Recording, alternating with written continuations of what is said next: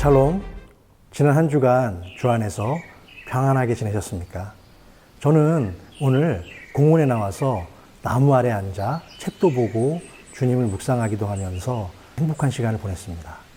나무 아래 앉아 자연과 함께 시간을 보내다 보니까 제 마음 가운데 쉼과 평안을 줄 뿐만이 아니라 나무가 만들어주는 그늘로 인해서 시원함마저 느끼게 되는 그런 시간입니다. 나무가 우리에게 주는 유익은 참 많은데요. 문득 학창시절에 읽었던 책이 생각납니다. 아낌없이 주는 나무라는 소설입니다. 이 책은 어린 소년이 나무와 친구가 되어 일평생을 함께 지낸다는 그런 내용입니다. 어린 소년은 세상 속에 살며 점차 순수함을 잃어가고 변해가지만 나무는 그 자리에서 늘 변함없이 자기의 자리를 지키며 그 소년이 나이가 들어서도 그리고 시간이 많이 지나 그 소년이 노인이 되었어도 한결같은 마음으로 그 소년에게 가장 좋은 친구가 되어줍니다. 그리고 자신의 모든 것을 아낌없이 줄 수 있음에 행복해까지 합니다. 나무는 받는 사랑이 아니라 자신의 것을 무엇이든지 간에 아낌없이 주는 참 사랑을 실천했습니다. 세상을 살다 보면은 참 많은 사람들을 만나게 됩니다. 여러분들은 지금까지 만났던 수많은 유형의 사람들 중에 혹시 이 책 속에 나오는 나무처럼 변하지 않고 늘 그 자리에서 한결같이 마음이 깨끗한 그런 사람을 얼마나 만나보셨습니까?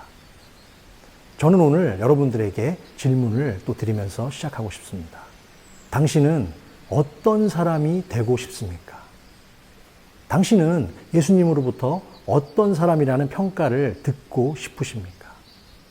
저는 바이블 인간극장 그 6번째 시간으로 예수님의 12제자 중에 한 사람이자 무화과 나무 아래에 앉아 말씀과 기도에 힘쓰며 메시아 하나님을 기다렸던 마음이 청결한 자 나다나엘을 여러분들에게 소개하고 싶습니다. 그럼 저와 함께 나다나엘을 만나러 가보실까요? 지난 시간 우리는 좋은 친구 사도 빌립에 대해서 함께 살펴보았습니다. 오늘의 주인공인 빌립의 친구 나다나엘은 바돌로메라고도 불리는데요. 즉 성경 속에 나오는 나다나엘과 바돌로메는 동일 인물입니다. 그럼 오늘의 본문 요한복음 1장 45절에서 49절까지를 한번 읽어보겠습니다. 빌립이 나다나엘을 찾아 이르되 모세가 율법에 기록하였고 여러 선지자가 기록한 그 일을 우리가 만났으니 요셉의 아들 나사렛 예수니라. 나다나엘이 이르되 나사렛에서 무슨 선한 것이 날 수 있느냐? 빌립이 이르되 와서 보라. 예수께서 나다나엘이 자기에게 오는 것을 보시고 그를 가리켜 이르시되 보라, 이는 참으로 이스라엘 사람이라. 그 속에 간사한 것이 없도다. 나다나엘이 이르되 어떻게 나를 아시나이까? 예수께서 대답하여 이르시되 빌립이 너를 부르기 전에 내가 무화과 나무 아래에 있을 때에 보았노라. 나다나엘이 대답하되 랍비여, 당신은 하나님의 아들이시오. 당신은 이스라엘의 임금이로소이다.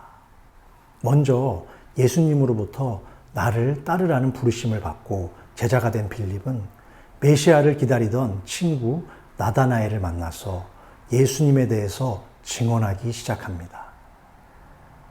모세가 율법에 기록한 분, 여러 선지자가 기록한 분, 요셉의 아들 나사렛 예수를 만났다라고 합니다. 그러나 나다나엘은 빌립의 말을 듣고도 믿지 않았습니다. 나사렛 같은 시골 동네에서 어떻게 메시아가 나올 수 있는가라고 물었고요. 또한 목수의 아들이 어떻게 메시아가 될 수 있는가? 그건 말이 안 된다라고 나다나엘은 이야기했습니다.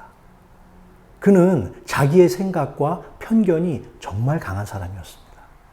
그러나 빌립은 나다나엘과 논쟁하는 것이 아니라 단 한마디 와서 보라고 그렇게 이야기합니다.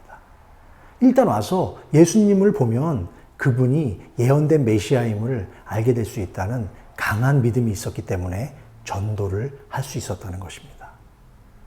빌립의 강한 신념과 믿음의 말로 인해서 나다나엘은 친구를 따라갑니다. 그런데 정말 기적과 같은 일이 그에게 일어납니다. 예수님이 처음 보는 자신을 보시며 칭찬을 하십니다. 참 이스라엘 사람이고 그 속에 간사한 것이 없다라고 칭찬하셨습니다. 마치 이전부터 자신을 알고 계셨던 것처럼 예수님은 말씀하시며 빌립이 너를 부르기 전에 무화과 나무 아래에 있을 때부터 내가 너를 보았었다고 말씀하셨습니다. 여러분, 한번 상상해 보세요. 여러분들이 예수님을 처음 만났는데 예수님께서 마음에 간사함이 없는 참 이스라엘 사람이라고 여러분에게 칭찬해 주신다면 얼마나 기분이 좋을까요? 아마 저라면 너무 기쁘고 황홀해서 세상을 다 가진 것 같이 막 들떠 있었을 것 같습니다. 그럼 마음에 간사함이 없다라는 말은 과연 어떤 의미가 있을까요? 마음이 깨끗하다, 정직하다, 바르다, 속이는 것이 없다, 계산적이지 않다라는 그런 뜻을 의미합니다. 또한 마태복음 산상수훈에서 예수님이 말씀하시는 팔복 중에 하나를 의미하기도 하죠. 마음이 청결한 자는 복이 있나니 그들이 하나님을 볼 것이니요. 저는 궁금해지기 시작했습니다. 예수님은 나다나엘의 어떤 면을 보시고 그렇게 그를 칭찬하셨던 걸까? 그가 마음에 간사함이 없는 자, 마음이 청결한 자가 될 수 있었던 이유는 무엇일까요? 첫 번째로 나다나엘은 마음이 깨끗하고 정직한 사람이었습니다.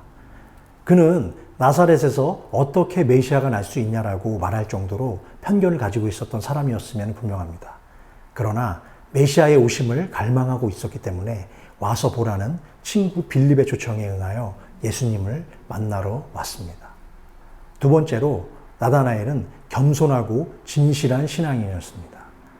사람들에게 거룩하게 보이기 위해서 외식하던 유대인들과는 달리 그는 한결같이 무화과 나무 아래 앉아 말씀과 기도에 힘쓰며 예언된 메시아를 기다리는 경건한 사람이었습니다. 무화과 나무는 잎이 아주 많고 그늘을 가려주기 때문에 그 아래에 앉아 있으면 사람들이 그가 무엇을 하는지 잘 알 수 없었습니다. 그래서 무화과 나무 아래에 앉아 있는 나다나엘을 예수님이 보셨다는 말씀은 그가 사람들에게 보이려고 신앙생활을 한 것이 아니라 하나님을 경외하는 진실된 신앙인이었다는 것을 의미합니다. 오실 메시아에 대한 구약의 말씀을 깊이 이해하고 있던 나다나엘은 예수님을 만나고 그분의 말씀을 듣자 그가 메시아임을 바로 알게 됩니다. 그리고 다음과 같이 고백합니다. 당신은 하나님의 아들이시오. 당신은 이스라엘의 임금이로소이다. 빌립의 말처럼 직접 예수님을 만나보니 그분이 메시아이심을 믿게 될 수 있었던 것이죠. 예수님을 만난 나다나엘은 빌립과 함께 예수님의 12제자 중에 한 사람이 됩니다. 나다나엘은 인도와 아르메니아 일대에서 증인으로서의 사명을 충성스럽게 감당하다가 자신의 살가죽이 벗겨지는 큰 고통을 당하며 순교를 당하였다고 전해지고 있습니다. 사진 속에 있는 나다나엘이 두르고 있는 것은 그의 벗겨진 살가죽이라고 합니다. 여러분은 예수님으로부터 어떤 사람이라는 평가를 듣고 싶으십니까? 세상 그 어떤 부귀영화나 사람들의 칭찬과도 비교할 수 없는 것은 단 하나라고 생각합니다. 그것은 주님으로부터 칭찬과 인정을 받는 것이 아닐까요? 마음에 간사함이 없는 자, 마음이 청결한 자, 나다나엘, 그 사람처럼 사람에게 보이기 위해 신앙생활하는 것이 아니라 하나님과 사람 앞에 정직하고 깨끗한 마음으로 믿음의 삶을 살아내는 것입니다. 또한 다시 오실 예수 그리스도를 기다리며 당신은 하나님의 아들이시오. 당신은 이스라엘의 임금이로소이다. 라는 고백을 날마다 드리는 귀한 하나님의 자녀가 되시기를 주님의 이름으로 간절히 축원합니다. 그럼 다음 이 시간에는 제7화 마음이 간사한 자 가롯 유다로 여러분들을 다시 찾아뵙겠습니다. 그동안 건강하시기 바랍니다.